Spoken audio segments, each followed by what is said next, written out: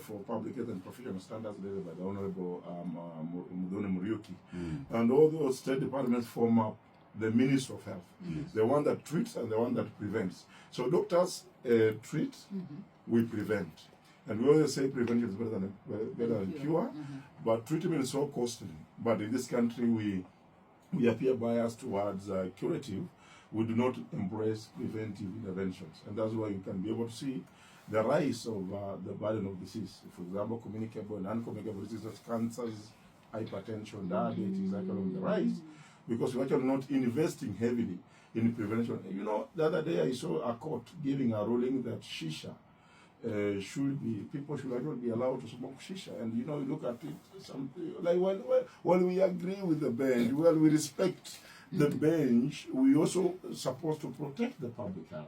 And you know, when we talk about, for example, shisha and tobacco, you all know very well how cancer is actually causing us a lot of issues. Tobacco, consumption of tobacco, for example, lung cancers, talk about cardiovascular diseases.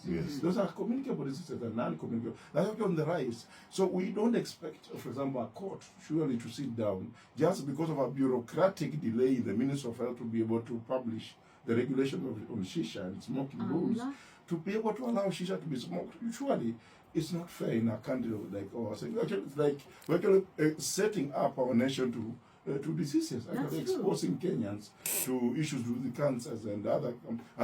We should be discouraging smoking. We should be discouraging use of shisha, water pipe shisha, all those things, tobacco products.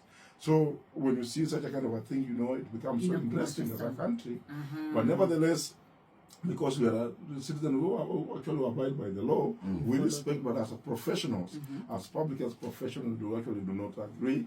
And I believe as a union, we are actually going to move and appeal that decision. If the ministry is going to appeal, as a public health union, I want to be on record, we're going to appeal because we actually want a healthy nation. We don't want a sick nation. Brian, maybe you can tell us other preventative that people are ignoring that are very basic, because I think you've mentioned some would fall under lifestyle, but you're the expert. Which others? Yeah. Like I said, for example, we are talking about, for example, I'll give an example, an easy example about malaria. Malaria typically is a preventable disease. And, you know, usually when you're actually talking about malaria, it simply means people sleeping under a mosquito net. For example, you go to Nyanza, go to other areas in this country, you realize that most people don't sleep under mosquito. Our pregnant mothers, our children actually are exposed to malaria. And you know, malaria has actually been claiming lives since time immemorial because of simple issue like sleeping under a mosquito net. Things like washing hands, for example, cholera, things like TB, tuberculosis. The other day you saw about COVID-19 when we actually a simple measure like washing of hands and actually social distancing proved very, very important. Actually in controlling COVID-19. So I think we need to be very alert how we eat, even how we eat, how we walk, physical activities.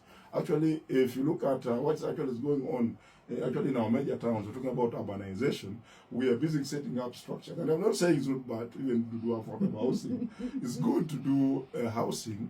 But you know, when you're doing housing, you need to also be very careful because what you're actually saying, what we're doing in it, we are reducing the green spaces.